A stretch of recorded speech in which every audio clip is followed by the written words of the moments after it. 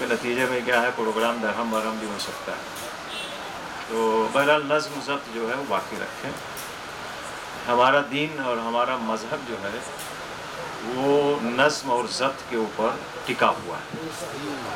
اور یہ جو ولایت اور امامت ہے یہ اسی نظم اور ضبط کی ایک زندہ مثال ہے کہ جو پوری دنیا کو ایک جگہ سمیٹے ہوئے ہے اور ایک دھاگے میں موتیوں کی طرح پروئے ہوئے ہیں. لہذا اس کو ہاتھ سے نہ چھوڑیں. نظم و ضبط اگر چھوٹا تو صرف دین نہیں بلکہ دنیا اور زندگی اور گھر سب تباہ ہو جاتا ہے. تو نظم اور ضبط جو ہے انسان کی زندگی کے لیے بڑا اہم ہے. صحت کا بھی دار و مدار اسی پر بھی ہے, ایک اچھے گھر کا بھی دار و مدار اسی پر ہے, ایک اچھے دین اور مذہب کا, اور ایک اچھے انسان کا بھی دار و مدار اسی پر ہے. جن لوگوں کے ہاں آپ دیکھیں نظم و ضبط نہیں ہوتا وہ کسی بھی چیز میں جو ہے وہ مکمل نہیں ہوتا. جوان ہے پھر بھی بیمار ہے, پڑھے لکھے ہیں پھر بھی کوئی کام نہیں, گھر اچھا ہے لیکن پھر بھی سونے جاگنے کا کوئی ٹائم نہیں, گھر میں کھانا بہت اچھا ملتا ہے لیکن کھانے پینے کا جو ہے کوئی ٹائمنگ نہیں ہے. تو نتیجہ کیا ہوتا ہے, یہ ساری جو مشکلات پیدا ہوتی ہیں وہ بے نظمی سے پیدا. اور پروردگار عالم نے یہ جو شریعت بھیجی ہے فضل المسائل پتہ نہیں کتنے لوگوں نے اٹھا کے دیکھا ہوگا, آپ اس کو آپ دیکھیں کتنا ترتیب سے جو ہے اس میں ایک ایک چیز کے لیے آپ کو منظم کیا گیا ہے. خود یہ نماز آپ کو نظم دیتی ہے, روزہ آپ کو نظم دے کہ ایک ایک منٹ اور سیکنڈ کا حساب ہے کہ اگر اس سے آپ آگے بڑھے تو آپ کا روزہ ٹوٹ گیا. سحری میں اس سے آگے بڑھے تو آپ کا روزہ چلا گیا. افطار میں اگر اس سے پہلے 1 منٹ پہلے کھا لیا تو روزہ چلا گیا. نماز کا بھی دیکھیں آپ ٹائمنگ ہے, اگر 12:40 پر پرفیکٹ اذان کا ظہر کا ٹائم ہے اور آپ نے 39 پہ نماز پڑھ لی تو نماز صحیح ہے نا. اگر سورج ڈوبنے کا ٹائم مثلا 7 بجے ہے اور آپ نے 7:01 پہ نماز پڑھنا چاہیں آپ تو نماز قضا ہو. تو یہ نماز, یہ روزے, یہ حج میں بھی دیکھیں آپ پورا سال جاتے ہیں عمرہ کہلاتا ہے, حج نہیں کہلاتا. حج کب کہلائے گا جب آپ ذی الحج میں جائیں گے. ذی الحج میں بھی 10 تاریخ سے پہلے اگر آپ چکر لگا کے آنا چاہیں تو حج نہیں ہوگا, اور 12 کے بعد اگر چکر لگانا چاہیں تو ابھی حج نہیں ہوگا. تو یہ دن, تاریخ, ٹائم ٹیبل, گھنٹہ, منٹ, یہ سب آپ کو نظم سکھاتا ہے. اگر یہ نہیں ہے تو بھی بیکار ہے. یہ پورا محرم, خود کربلا, یہ سب چیز نظم و ضبط کے اوپر قائم ہے. درود بھیجیں محمد والے میں.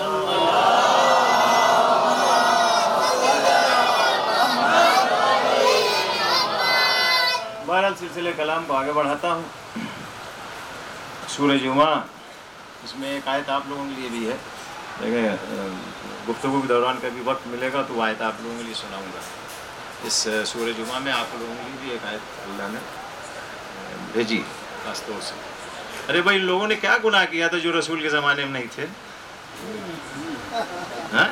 کیا گناہ کیا تھا؟ تو اللہ ان کا خیال رکھے گا کہ نہیں؟ اللہ نے قیامت تک کے لیے یہ قرآن بھیجا ہے, کوئی رسول کے زمانے والوں کے لیے نہیں بھیجا ہے. ناراب والوں کی بات کی بخوتی ہے قرآن کے اوپر, جتنا ان کا ہے اتنا ہی ہمارا ہے. بس ہماری بدبختی یہ ہے کہ ہم انگریزی پڑھ لیتے ہیں, عربی نہیں پڑھ پاتے. ایک درود بھیجو محمد والے محمد.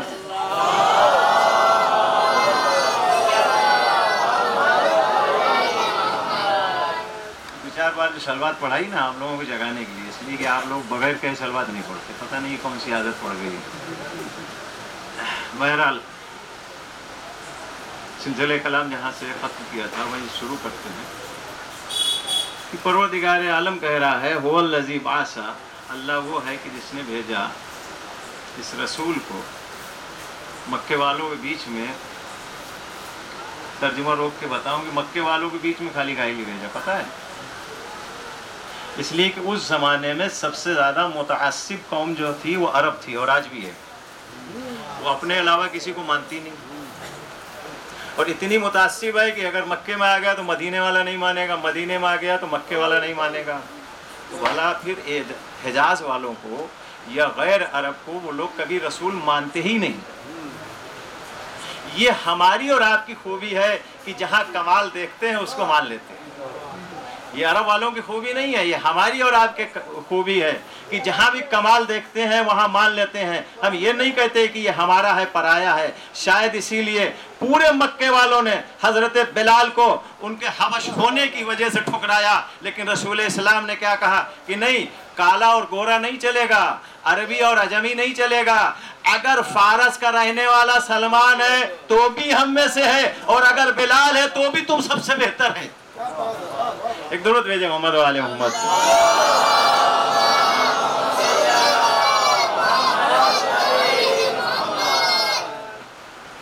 اس نے بھیجا رسول کو. اب اس کے بعد اللہ نے رسول کو کچھ کام دیے. کام کیا تھے؟ آیات الہی کی تلاوت کرے گا. یتلو علیہم آیات ویزکیہم، اور تمہارے نفسوں کو پاک کرے گا. وَيُعَلِّمُهُمُ الْكِتَابَ وَالْحِكْمَةَ، یہ کتاب اور حکمت کی تعلیم دے گا. یہاں بھی ایک بڑا ظریف نقطہ ہے. لوگ علم اور حکمت دونوں ایک ہی سمجھ لیتے ہیں. حکمت الگ ہے اور علم الگ ہے. حکمت سے زندگی کے ہر کام ہو جاتے ہیں، لیکن علم سے زندگی کے ہر کام نہیں ہوتے. حکمت اگر صحیح سے دیکھنا ہے نا، پتہ ہے کہاں ملے گی؟ جہاں علم کم ہو وہاں حکمت بہت اچھی مل جائے گی. ایک کسان کے پاس جائیے، بالکل پڑھا لکھا نہیں ہے لیکن حکمت MBBS والے سے زیادہ ہے. کیوں؟ وہ سارا کام اپنا، جس کو یہاں جگاڑ بولتے ہیں نا، اسی کو بولتے ہیں حکمت. میں بڑا مطلب اچانک لفظ یاد آ گیا، بہت آسان ترجمہ میں نے کر دیا حکمت کا.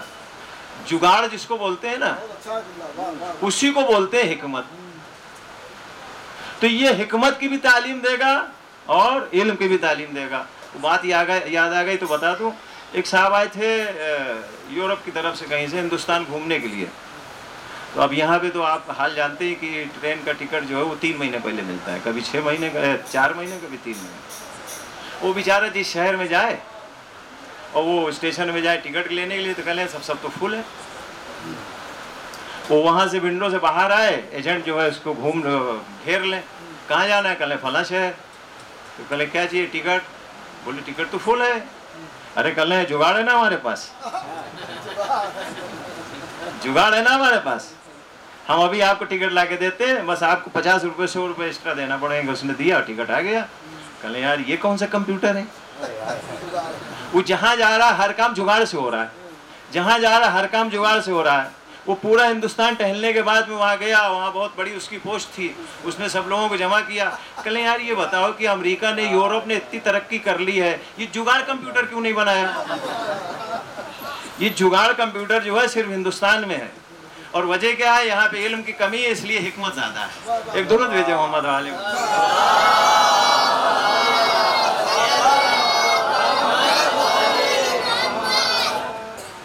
اور کہیے میں ایک اور مثال دے دوں حکمت کی. علم الگ ہے اور حکمت الگ ہے. ایک اور مثال دے دوں، سننے پہ آمادہ ہیں؟ ایک شخص نے، اچھا یہ بیماری ہمارے یہاں بھی ہے، وہ بتاؤں گا ابھی بیماری کہاں سے ہے. ایک شخص نے مولا علی کے زمانے میں ایک منت مانی. منت کیا مانی؟ ہمارا فلاں کام ہو جائے گا تو ہم ہاتھی تولیں گے. دیکھیں منت کتنی اچھی ہے. اچھا آج کل ہمارے یہاں یہی بیماری، بڑی اچھی اچھی منتیں مانی جاتی ہیں. ہمارا لڑکا پیدا ہو جائے گا تو یہ کریں گے، اللہ اولاد دے گا تو یہ کریں گے. ابھی گزشتہ سال کی بات ہے، ایک خاتون نے منت مانی کہ میری بیٹی کے ہاں اولاد ہوگی تو ہم جا کے وہ فلاں تاریخ کو کما لگائیں گے. اتفاق اولاد ہوگی. انہوں نے بیٹا بیٹی نہیں کہا، کیا کہا؟ اولاد ہوگی. اتفاق سے لڑکی ہوئی. اب وہ لڑکی کو جا رہی کما لگوانے کے لیے. کیوں؟ منت مانی. سمجھ میں آتی ہے بات؟ اور سنیے، یہ تجربے کی باتیں ہیں ساری. ایک صاحب چندہ لینے کے لیے آئے. میں نے کہا بھیا یہ کون سا پروگرام ہے، کون سی انجمن کا ہے، کون سے ادارے کا ہے؟ بولے انجمن ادارے کا نہیں، ہم نے ایک منت مانی تھی نا کہ فلاں جگہ سے ہم فلاں جگہ لے جائیں گے، اس کا چندہ ہے. میں نے کہا منت تم نے مانی تھی، بڑھائے محلے والے. سمجھے آپ؟ تو اس طرح سے منتیں مانی جاتی ہیں کہ منت آپ مانیں کہ ہم ایک اشرہ کریں گے. اب اشرے میں خرچ ہو رہا ہے 50,000 روپیہ، تو محلے والوں چندہ لے کے کریں گے. ارے منت مانی کا لیے تھی. اب آپ یہ بتائیے کہ ان جاہلوں میں اور آج کے پڑھے لکھوں میں پھر کیا فرق ہے؟ ارے منت ایسی مانو کہ جو عقل میں بھی آئے اور شریعت بھی سمجھے. حسنین بیمار ہوئے، رسول اللہ گھر پہ گئے، دیکھا کہ بخار زیادہ ہے، اللہ سے دعا کی. حضرت جبریل نے آ کے کہا کہ ان لوگوں سے کہہ دیجئے گھر والوں سے یعنی بیٹی سے کہ لوگ منت مان لیں. کہا ہے کہ 3 روزوں کی منت مانی گئی. حسنین ٹھیک بھی ہو گئے اور روزوں کے سلے میں پورا سورہ دہر، پورا سورہ انسان اتر آیا. ہاں وہ مسکین ہو، یسیر ہو، یتیم سے باتیں رہے اور روٹیاں لے جاتے رہے. یاد ہے نا؟ میں نے سنا ہے آپ بات کہنے سے پہلے ہی سب پہنچ جاتے ہیں وہاں تک. تو یہ منت اس طرح سے ہونا چاہیے. مجلس کریں گے، مجلس کے منت مانیے، لیکن اپنے دم پہ مانیے، چندے سے نہیں. تو علم الگ ہے اور حکمت الگ ہے. وہ ابھی واقعہ تو پورا ہی نہیں ہوا. اب اس نے کہا کہ ہم ہاتھی تولیں گے. منت پوری ہو گئی. مولا کائنات کے پاس آئے، یا علی میں نے منت مانی تھی، ہاتھی تولیں گے. اب اس ٹائم جو ہے وہ دھرم کاٹا تو تھا نہیں، پورا ٹرک کھڑا کر دیا جائے اور تول دیا جائے. وہ ترازو ہوتی تھی، بہت سب سے بڑا جو وزن تھا اس ٹائم وہ من تھا. من سنا ہوگا آپ نے، بچے نہیں جانتے، بڑے لوگ بزرگ لوگ جانتے ہیں. من تھا، اس سے بڑھ کے آگے مطلب کوئی وزن نہیں تھا. اور وہ بھی من کیسے تولتے تھے؟ دمبے کی کھال یا بکرے کی کھال یا اونٹ کی کھال، اس طریقے سے وہ ان کا پیمائش ہوتی تھی کہ ایک کھال بھر کے اور اتنے کا ہے. یعنی من تولنے بھر کی بھی ترازو نہیں تھی. یہ آپ سمجھ لیجئے. اب جس کے پاس من بھر تولنے کی ترازو نہ ہو وہ ہاتھی کیسے تولے گا؟ تو مولا کائنات نے پہلے تو مسکرایا، اس کے بعد میں اس کو ڈانٹا.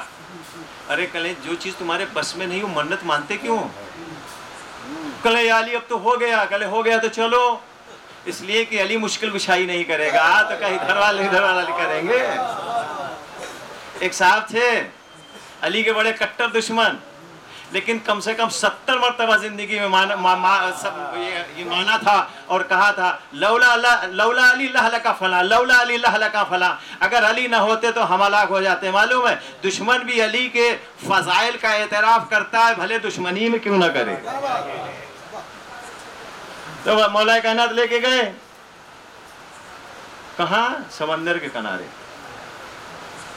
اور کشتی بڑی سی منگوائی. کا کون سا ہاتھی توڑ رہا ہے؟ کہلے یہ تو نہیں مانا تھا کہ کون سا ہاتھی توڑ رہا ہے. کہلے پھر ٹھیک ہے کوئی پکڑ لا. وہ ایک ہاتھی پکڑ لایا، اب چاہے کرائے پہ لایا ہو یہ جیسے بھی، لیکن ایک ہاتھی لایا. اس کو مولا کائنات نے ہاتھی کو کشتی میں بیٹھا سوار کروایا. اس کے بعد کہا کہ اس کو بیچ دھار میں لے کے جاؤ. جب بیچ دھار میں لے کے گئے، گہرائی میں، پوری فل گہرائی میں، تو کہا اب دیکھو اس میں کشتی میں پانی کہاں تک آیا، نشان مارو. دیکھیں حکمت الگ ہے، علم الگ ہے. میں دونوں کی مثال دوں گا. وہ نشان مارا گیا. اس کے بعد کہا اس کو واپس لاؤ. واپس لائے، اس کو اتار دیا. کہا اب اس میں چھوٹے چھوٹے اینٹا، پتھر، مٹی، کنکڑ یہ سب بھرو، لے جا کے وہاں پہ کھڑی کرو، اور جب تک اس نشان تک پانی نہ پہنچے جب تک اس میں ڈالتے رہنا. جب اس نشان تک ڈالا گیا، پانی اس نشان تک آ گیا، تو واپس لائے. کہلے اب 1-2 کلو کر کے تول ڈالو. ہاتھی تول گیا. سمجھے؟ یہ ہے حکمت. تو ہمارے اور حدیث بھی ہے کہ اگر تم کو حکمت ایک کافر سے بھی ملے تو بھی لے لو. کیوں؟ اس لیے کہ حکمت تمہاری کھوئی ہوئی میراث ہے. سمجھے؟ جب آپ حدیث خالی پڑھیں گے تو یہ جملہ نہیں سمجھ میں آئے گا. حکمت تمہاری کھوئی ہوئی میراث ہے. حکمت کون لے کر آیا؟ رسول.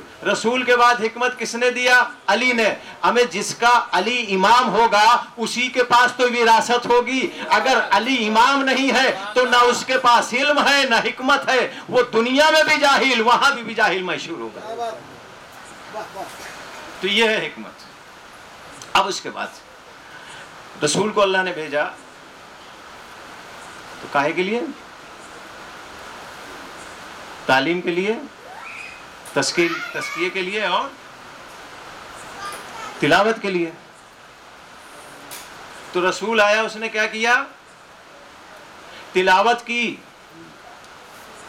ہم نے کیا کیا؟ تلاوت سنی. توجہ چاہتا ہوں. رسول آیا تلاوت کرنے کے لیے،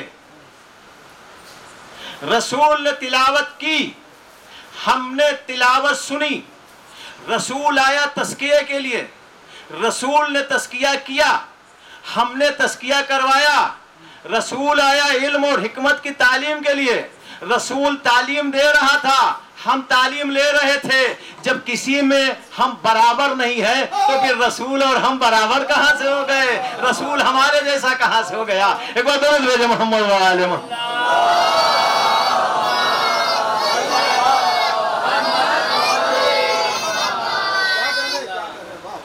اچھا، یتلو علیہم آیات، بڑا اہم جملہ ہے.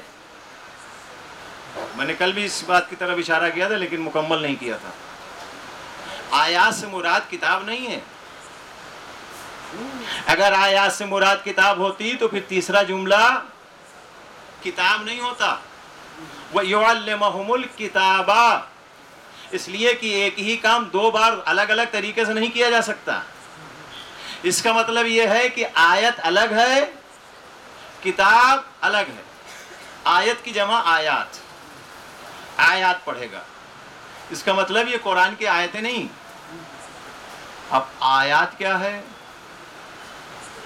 آیت کا ترجمہ مولانا لوگ بیٹھے ہیں، اتنی عربی آپ لوگ بھی جانتے ہیں، مجلس سے سنتے سنتے اتنا تو پتہ ہی چل گیا. آیت کہتے ہیں نشانی کو، اللہ کی نشانی کو آیت کہتے ہیں. آیت اللہ، مراجع تقلید کو آیت اللہ کہا جاتا ہے. کیوں؟ اللہ کی نشانی ہے. اللہ کی نشانی کیوں ہے؟ اس لیے کہ ان کو دیکھ کر خدا تک بندہ پہنچ جاتا ہے. ہاں، اس لیے کہتے ہیں آیت اللہ. تو آیت مانے نشانی، آیات مانے بہت سی نشانیاں. اب میں نشانیاں گناؤں؟ قرآن میں بھی نشانیاں آئی ہیں اور حدیث میں بھی آئی ہیں، اور اس کے علاوہ تو بہت ساری نشانیاں. یہ چاند نشانی، آیت. سورج آیت نشانی. ستارے آیت نشانی. خانہ کعبہ آیت نشانی. زمزم نشانی. صفا مروہ آیت نشانی. حضرت اسماعیل کے لیے جو دمبا آیا تھا وہ بھی آیت نشانی. ہماری تو بہت بڑی بڑی چیزیں ہوں گئی. حضرت اسماعیل کے لیے جو دمبا آیا تھا اس کے گلے میں جو رسی بندھی تھی نا وہ بھی نشانی، وہ بھی آیت. اب آپ سمجھے پروردگار عالم کیا کہہ رہا ہے؟ یہ رسول آیات پڑھے گا، آیات کی تلاوت کرے گا. آیات کا مطلب سمجھے؟ آیات کا مطلب یہ ہے ہر وہ چیز کہ جس کے ذریعے سے ان بندوں کو خدا تک پہنچایا جائے، یہ رسول اس کا تذکرہ کرے گا.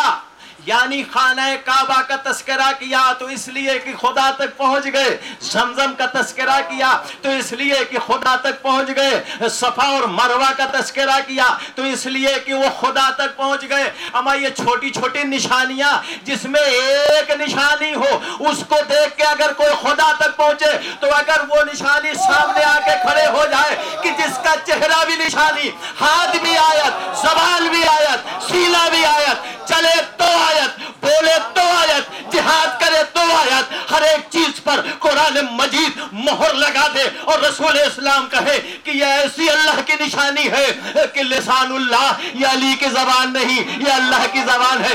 وجہ اللہ یہ اللہ کا، یہ علی کا چہرہ نہیں، یہ اللہ کا چہرہ ہے. ید اللہ یہ علی کے ہاتھ نہیں، یہ اللہ کے ہاتھ ہے. رجل اللہ یہ علی کے پیر نہیں، یہ اللہ کے پیر ہے. صدر اللہ یہ علی کا سینہ نہیں ہے، یہ اللہ کا سینہ ہے. جس میں ایک نشانی ہو وہ اللہ تک پہنچا دے، جو مکمل نشانی ہو وہ اللہ تک کیوں نہیں پہنچا سکتا؟ درود بھیجے محمد والے.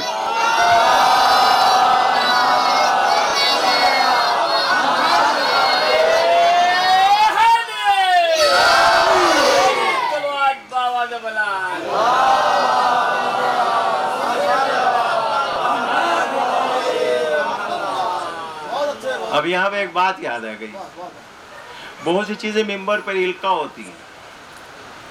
القا مطلب اللہ کی طرف سے دی جاتی ہیں، اہل بیت کی طرف سے دی جاتی ہے. جو آدمی سوچ کے نہیں آیا نا وہ بھی یہاں پر ذہن میں ڈال دیا جاتا ہے کہ نہیں یہ سنانا ہے، پڑھنا ہے. تو ایک بات آ گئی ذہن میں، سن لیجئے. خانہ کعبہ اللہ کی نشانی ہے نا. علی نبی العظیم بڑی نشانی ہے، چھوٹی نہیں. خانہ کعبہ نشانی، علی بڑی نشانی. اب یہ بتائیے مہذب لوگوں کا طریقہ کیا ہوتا ہے؟ مہذب لوگوں کا طریقہ کیا ہوتا ہے؟ اگر چھوٹے کے پاس کوئی بڑا ہے تو تعظیم کے لیے اٹھے گا، اپنی جگہ دے گا، اس کو اپنی جگہ بیٹھا لے گا. یہ بات جن کے دلوں میں علی کا بغض ہے نا ان کی سمجھ میں نہیں آتی. خانہ کعبہ چھوٹی نشانی، علی نبی العظیم بڑی نشانی. تو اب مہذب لوگوں کا طریقہ کیا ہوتا ہے کہ جب کوئی اپنے سے بڑا ہے تو اپنی جگہ چھوڑ دو، اس کو اپنی جگہ دے دو. اما فاطمہ بنت اسد جیسے خانہ کعبہ کے نزدیک گئی، شکم مبارک کو مس کیا. خانہ کعبہ نے کہا اچھا نبی العظیم آیا ہے. ایک مرتبہ جگہ چھوڑی، جب جگہ چھوڑی کی تو در خود بخود بنے گا. بنت اسد اندر چلی گئی. یہ سمجھے یہ علی کا کوئی معجزہ نہیں تھا، یہ خانہ کعبہ ایک بڑی نشانی کا احترام کر رہا تھا. یا علی آپ ہی کا تو گھر ہے، تشریف لائے. ایک بار درود بھیجے محمد و آل محمد.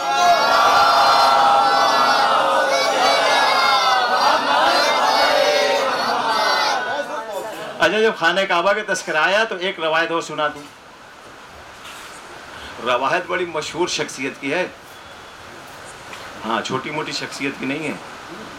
میں نام لوں گا تو آپ کو یاد آ جائے گا اور سمجھ میں آ جائے گا کتنی مشہور شخصیت. ام المومنین حضرت عائشہ، بڑی مشہور شخصیت، بڑی فیمس ہے نا، ہر لحاظ سے بہت فیمس. ارے بھائی ام المومنین ہے نا، ظاہر سی بات ہے مومنین کی ماں تو ان کو تو سب جانیں گے نا، کوئی اپنی ماں کو نہ جانے. ام المومنین سے ایک روایت سن لیجیے، بڑی غضب کی روایت ہے. اور رسول اللہ بھی پتہ نہیں کس موڈ میں تھے، بڑا اچھا جواب دیا انہوں نے.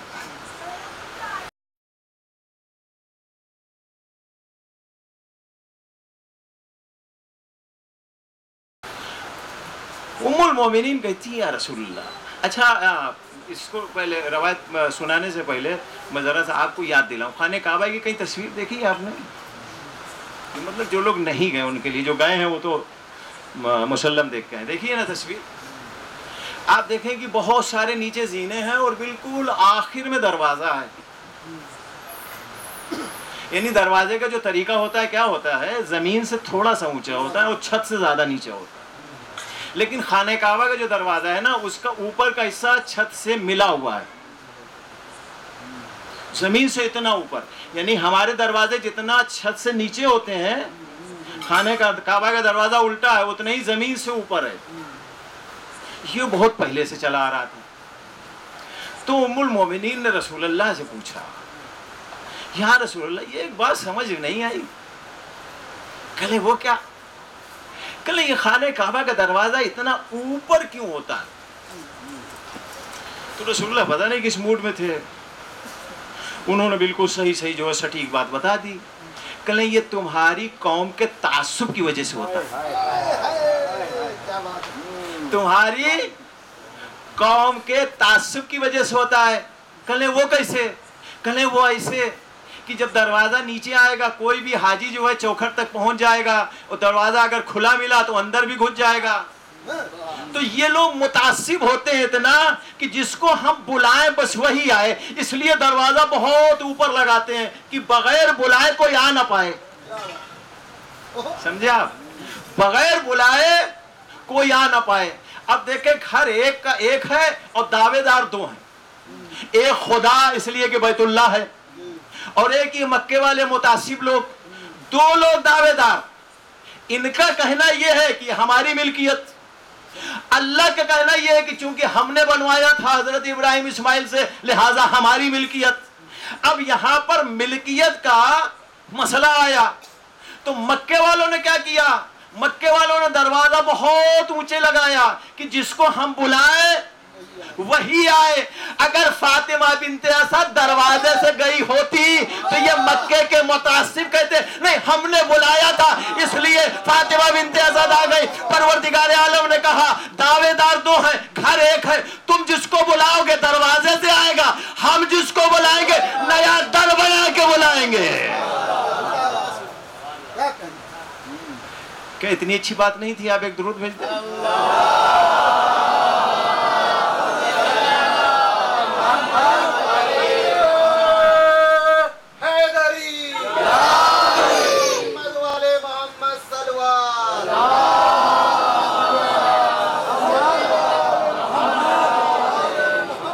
ارے بھیا ڈھونڈو گے روایت نہیں ملے گی، پتہ نہیں کہاں سے لا کے ہم نے آپ کے حوالے کر دی ہے، وہ بڑی آسانی سے آپ لوگوں نے سن لیا۔ ارے کچھ تو کم سے کم اس کا صلہ اور جزا دے دیا کیجئے، ہر چیز کا ایک صلہ اور جزا ہے۔ رسول اللہ نے رسالت کا پیغام دیا، کیا دیا؟ نماز۔ عام طور سے لوگ کہتے ہیں نماز کی جو ہے اجرت نہیں لینا چاہیے، اور مسئلہ بھی ہے رسول اللہ نے لی کہ نہیں اجرت؟ بتا دے مجمع میں، پورے مجمع میں کوئی کہ رسول اللہ نے نماز کی اجرت نہیں لی، روزے کی اجرت رسول اللہ نے لی، حج کی اجرت رسول اللہ نے لی، خمس کی اجرت رسول اللہ نے لی، زکوٰۃ کی اجرت رسول اللہ نے لی، قرآن پہنچانے کی اجرت رسول اللہ نے لی، جنت کی اجرت رسول اللہ نے لی۔ تم کو جو انسان سے انسان بنایا، حیوان سے انسان بنایا، اس کی اجرت رسول اللہ نے لی۔ اگر نہیں لی ہوتی تو کُلّ سَلَكُمْ عَلَيْهِ أَجْرًا، کُلّ سَلَكُمْ، آپ آگے پڑھئے، کُلّ سَلَكُمْ عَلَيْهِ أَجْرًا إِلَّا الْمَوَدَّةَ فِي الْقُرْبَى۔ رسالت کی اجر کیا ہے؟ اہل بیت کی محبت۔ اب رسالت ہے کیا رسول اللہ جو آبا کبا امامہ پہنتے تھے اس کا نام رسالت ہے؟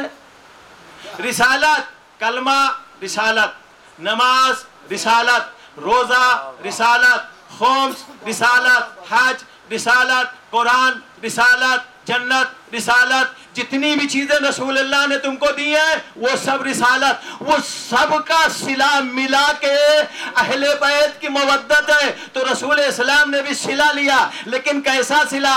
مودت کا صلہ۔ مطلب یہ ہے کلمہ پڑھو تو اہل بیت کی مودت کے ساتھ، نماز پڑھو تو مودت کے ساتھ، روزہ رکھو مودت کے ساتھ، حج کرنے جاؤ مودت کے ساتھ، خمس و زکوٰۃ دو مودت کے ساتھ۔ کلمہ اگر پڑھ لیا اور مودت نہیں ہے تو ظاہر کے تو مسلمان ہو گئے لیکن حقیقت کے مسلمان نہیں ہو گئے۔ اگر کلمہ پڑھ لیا مودت نہیں ہے اور نماز پڑھی تو یہ اٹھک بیٹھک تو ہو جائے گی، نماز نہ ہوگی۔ کل اگر آپ نے روزہ رکھ لیا اور مودت ادا نہیں کی تو یہ فاقہ تو ہو جائے گا لیکن روزہ نہیں ہوگا۔ اگر حج کرنے کے لیے گئے اور خانہ کعبہ کا طواف کر لیا اور مودت ادا نہیں کی تو یہ چکر تو ہوگا لیکن حج نہ ہوگا۔ درود بھیجے محمد و آل محمد۔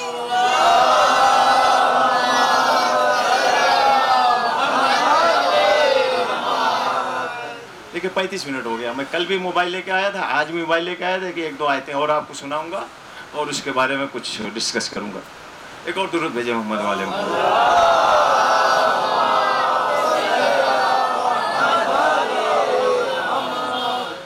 تو رسول اللہ کیا کریں گے؟ رسول اللہ آیات الہی کی تلاوت کریں گے۔ جن جن چیزوں سے آپ کو اللہ تک پہنچایا جا سکے ان چیزوں کا تذکرہ ہوگا۔ اچھا، اب رسول اللہ کے 3 اہم کام ہیں، کیا؟ تلاوت، تزکیہ اور تعلیم۔ یاد ہے نا؟ کل سے دہرا رہا ہوں، 10-20 مرتبہ میرے خیال میں دہرا چکا ہوں، اچھی طرح یاد ہے نا؟ 3 کام ہے رسول کے، چوتھا کوئی کام نہیں۔ اس کا مطلب یہ ہے کہ رسول اللہ جو بھی کریں گے وہ کام انہی تین میں سے کچھ نہ کچھ ہوگا. جو بھی رسول اللہ کریں گے وہ انہی تین میں سے کچھ نہ کچھ ہوگا. یا تو تلاوت ہوگی, یا تو تزکیہ ہوگا, یا تو تعلیم ہوگی. اب انصاف سے بتاؤ, رسول اللہ منبر پر آئے اور علی کے فضائل بیان کر رہے ہیں تو یہ کیا ہے؟ یا تو تلاوت مانو, یا تو تزکیہ مانو, یا تو تعلیم مانو. ایک درود بھیجے محمد والے.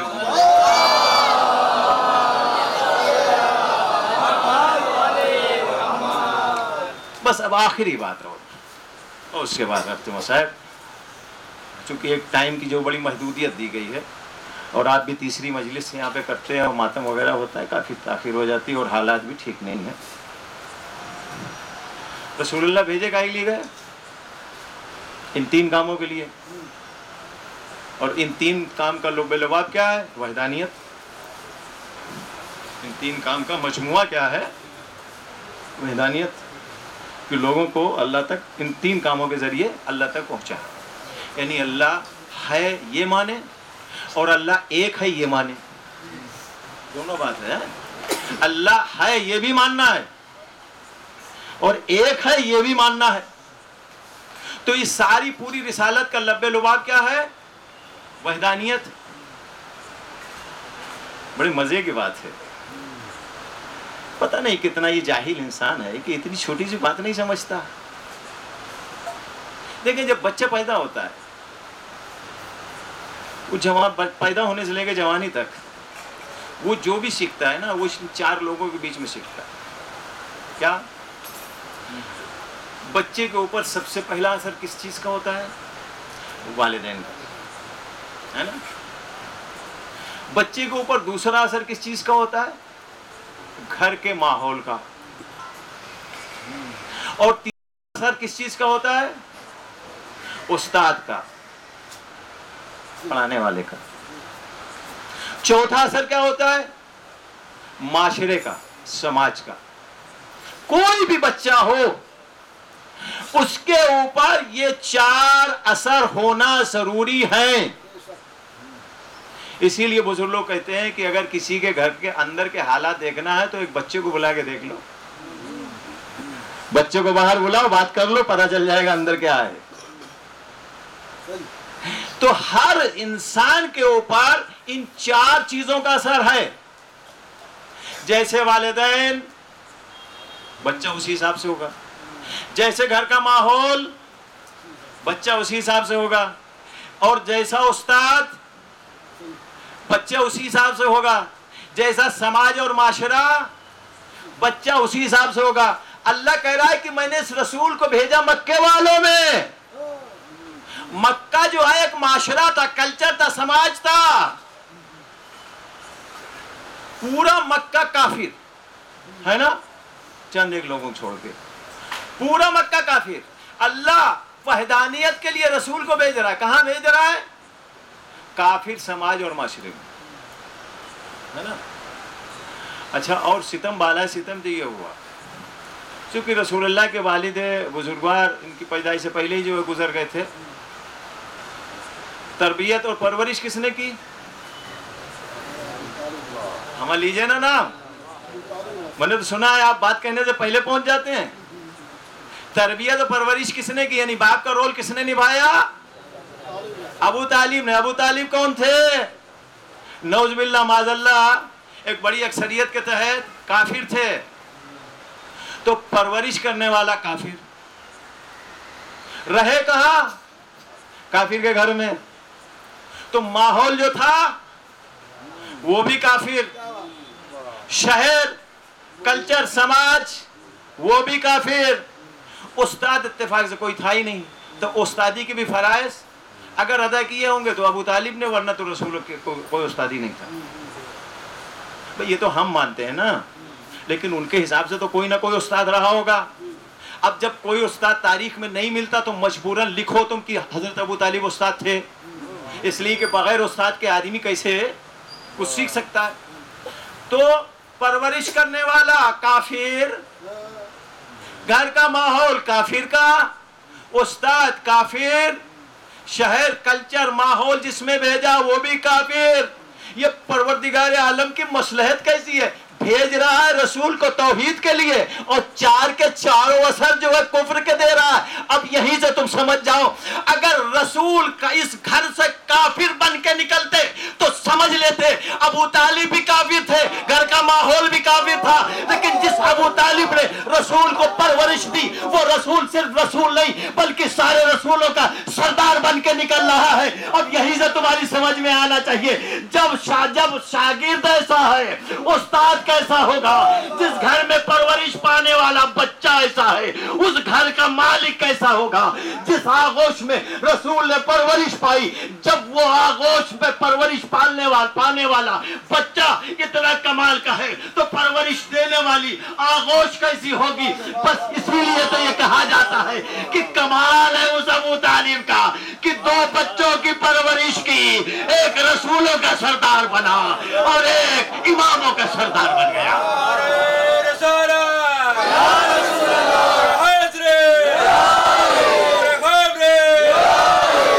جناب ابو طالب علیہ السلام پر بآواز بلند چلو.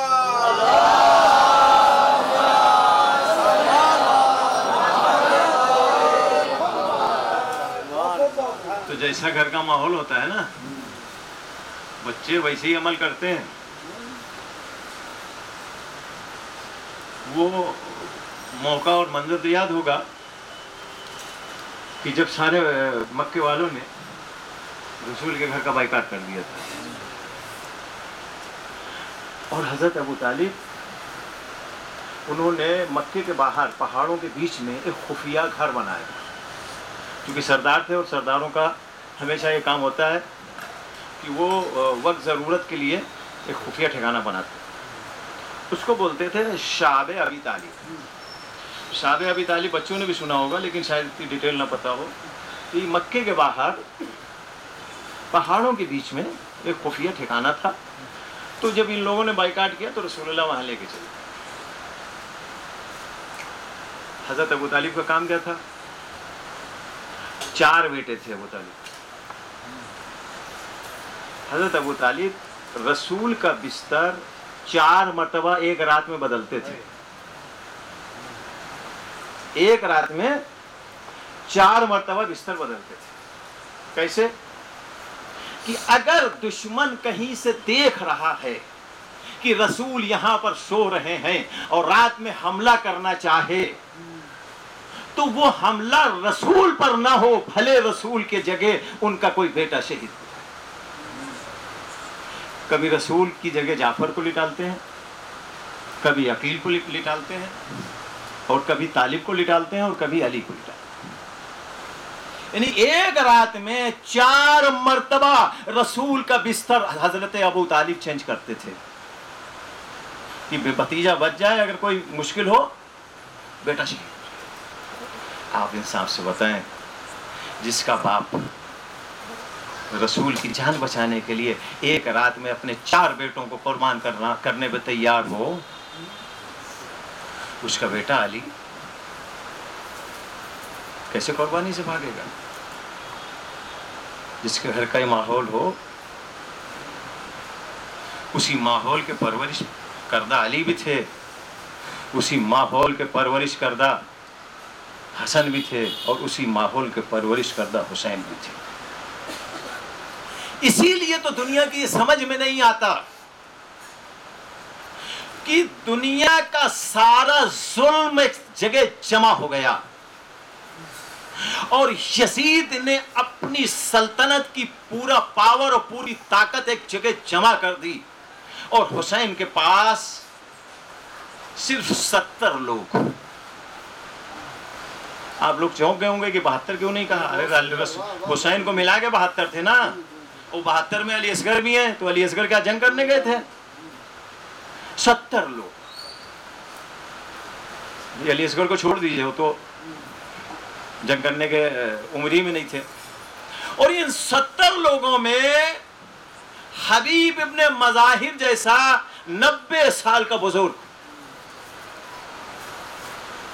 کچھ لوگ کہتے ہیں کہ 90 سال سے بھی زیادہ کی ان کی عمر تھی.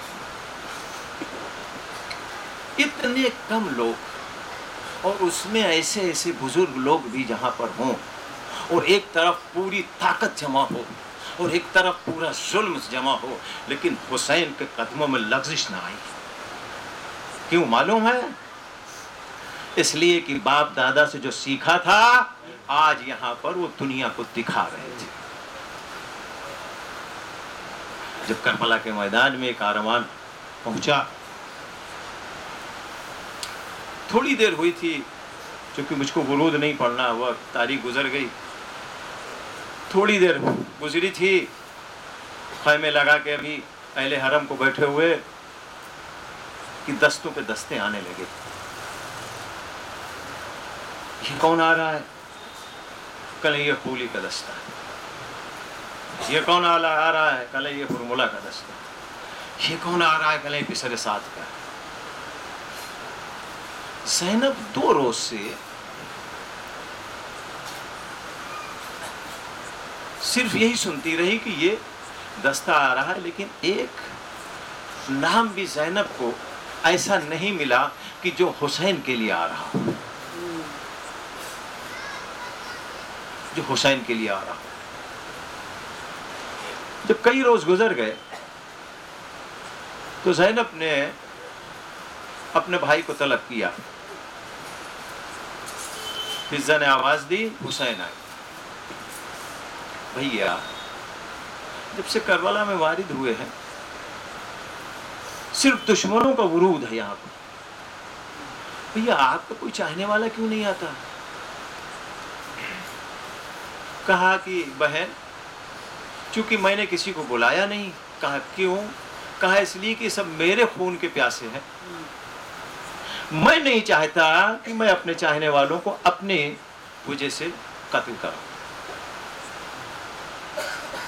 زینب نے کہا کہ بھیا ہم اکیلے مختصر لوگ آپ کے ساتھ ہیں، دین و دنیا کی ذمہ داری آپ کے اوپر ہے. اگر یہ لوگ اتنی آسانی سے آپ کو قتل کر لے گئے تو پھر حق کو پہنچانے والا کوئی نہیں ہوگا، کسی کی ہمت نہیں ہوگی. زینب کے اصرار کرنے پر حسین نے 2 خط لکھے. 2 خط لکھے زینب کے اصرار کرنے پہ کہ بہن کی بات بھی ہو جائے اور حسین اپنے مقصد میں اٹل تھے. ایک خط لکھا مسیب خزائی کو، جو مکے سے کافی دور تھے. ان کو جب خط ملا اور وہ اپنا بہت بڑا فوج کا دستہ لے کے آئے، اس دن تیجا تھا، یعنی یہ کاروان کافی دور نکل چکا تھا اور سب شہید ہو چکے تھے. اور ایک خط لکھا حبیب ابن مظاہر.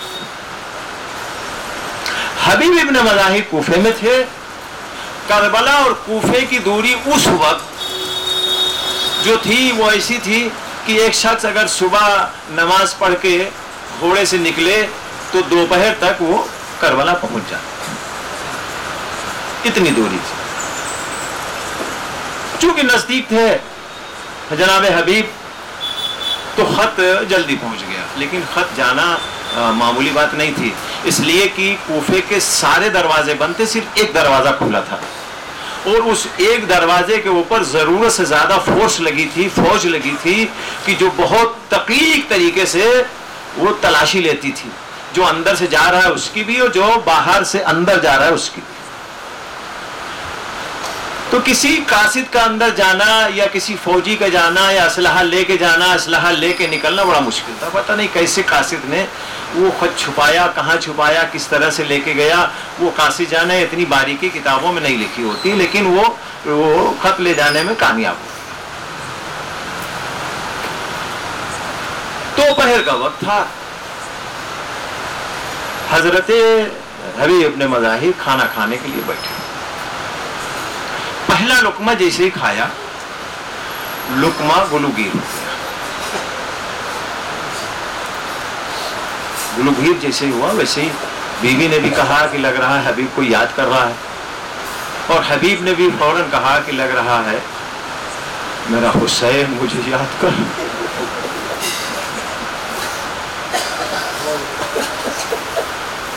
ابھی یہ باتیں ہو ہی رہی تھی آپس میں کہ کسی نے دخل بات کیا. حبیب نے اندر ہی سے کہا، چونکہ کھانے پہ بیٹھے تھے اس لیے اٹھ کے نہیں آئے. اندر ہی سے کہا کون؟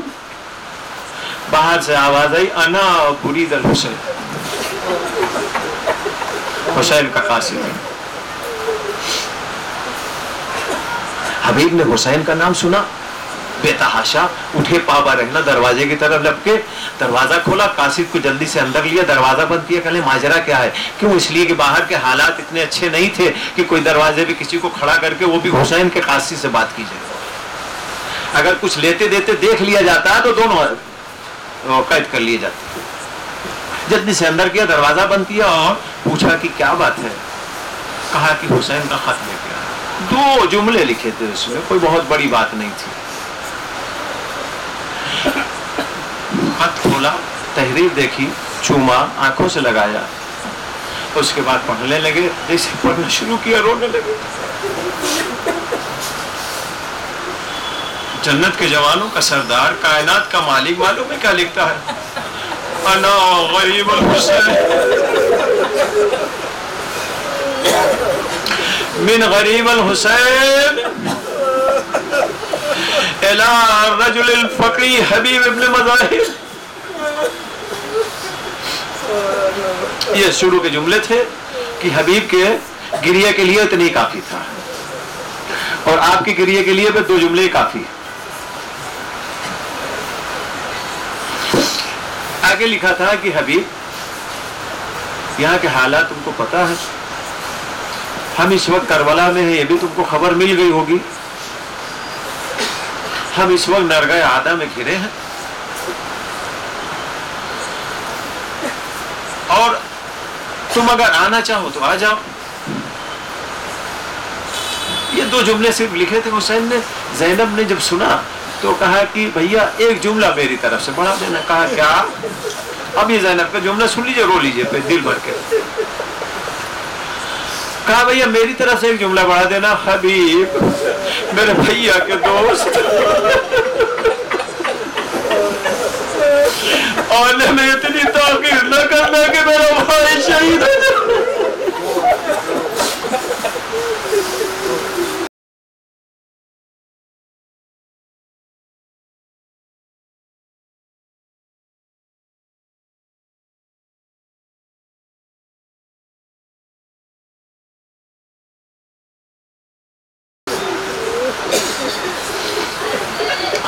آنے میں اتنی تاخیر نہ کرنا کہ میرا بھیا شہید ہو جائے۔ حسین روئے تو حبیب ابن مظاہر روئے۔ اس کے بعد میں جلدی سے آنسوؤں کو پوچھا اور خط لے کے اور جا کے بیوی کے سامنے بیٹھ گیا۔ زوجہ نے کہا حبیب کس کا خط؟ کہا حسین کا۔ کہا بڑی آسانی سے کہہ رہے حسین کا۔ کہا کیا لکھا؟ کہا حسین نے مدد کے لیے بلایا۔ کہا حبیب ارادہ کیا ہے؟ حبیب نے کہا کہ یہ حسین اور یزید کے بیچ کی بات ہے اور ہم نے ابھی سوچا نہیں ہے۔ الگ الگ جملے روایت میں ملتے ہیں۔ اور یہ بھی بتاؤں کہ یہ حبیب نے کہا نہیں، بلکہ یہ اپنی زوجہ کا امتحان ہے کہ زوجہ بھی ہمارے ساتھ اس قربانی میں شریک ہو جائے۔ تاثرات دیکھنا چاہ رہے تھے اپنی زوجہ کے۔ بس جیسے ہی زوجہ نے سنا، کہا حبیب حسین بلائے، تم گھر میں بیٹھو۔ حبیب کی زوجہ نے اپنے سر سے اوڑھنی اتاری اور حبیب کی طرف پھینکی۔ حبیب یہ لو، اور تم گھر میں بیٹھو، ہم حسین کی مدد کے لیے جاتے ہیں۔ حبیب نے جب یہ دیکھا کہا پریشان مت ہو، مجھ سے پہلے کون حسین کے پاس جائے گا؟ میں تو یہ دیکھنا چاہ رہا تھا کہ تمہارے تاثرات کیا۔ حبیب نے کھانا چھوڑا، غلام کو آواز دی اور غلام کو گھوڑا دیا اور کہا کہ دیکھو یہ تلوار ہے، اس کو زین کے نیچے چھپا کے لے کے جانا چرانے کے بہانے، اور ہم دوسرے دروازے سے گھوم کے آتے، اس لیے کہ ہمارا گھوڑا اور غلام اور ہم اگر ایک ساتھ ہوئے تو ضرور پکڑے جائیں گے۔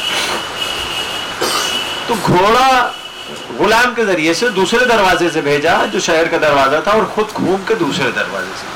تو چونکہ حبیب ابن مظاہر گھوم کے اور نظروں سے بچتے ہوئے فوج کے اور پولیس والوں کے نظروں سے بچتے ہوئے جا رہے تھے, اس لیے حبیب ابن مظاہر کو وہاں پہنچنے میں دیر ہو گئی. جب حبیب وہاں پر پہنچے تو وہاں کا منظر کچھ اس طرح تھا کہ غلام گھوڑے کی لگام پکڑے کے کھڑا ہوا تھا اور گھوڑا اپنے پیروں کو زمین پہ پٹک رہا تھا. اب یہ بے زبان جانور تھا, یہ گھوڑا جانے اور اللہ جانے, لیکن غلام نے یہ سمجھا کہ شاید گھوڑا اپنے مالک کے انتظار میں جلدی کر رہا ہے. تو معلوم ہے غلام کیا کہہ رہا ہے؟ اے میرے آقا کے سواری گھوڑے, پریشان نہ ہو, اگر آقا کے آنے میں دیری ہوگی تو میں تیری پشت پہ سوار ہو کے اور حسین کی مدد کے لیے جاؤں گا. یہ حبیب نے اپنے کانوں سے سنا, آواز دی کہ نہیں پریشان مت ہو, میں آ گیا. گھوڑا لیا اور اس کے اوپر بیٹھے اور غلام سے کہا کہ جاؤ, میں نے تم کو راہ خدا میں آزاد کیا.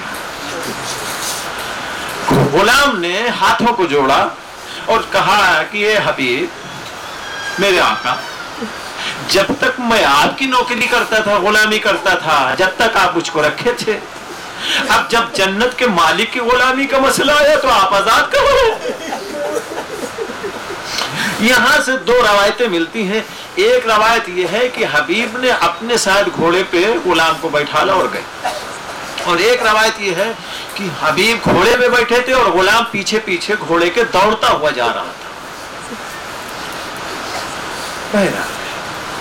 حبیب ابن مظاہر ادھر شب عاشور تھی اور حسین ایک ایک کو اسلحہ تقسیم کر رہے تھے. یہ نیزہ تمہارا, یہ تلوار تمہاری, یہ تیر کمان تمہارا, یہ خنجر تمہارا.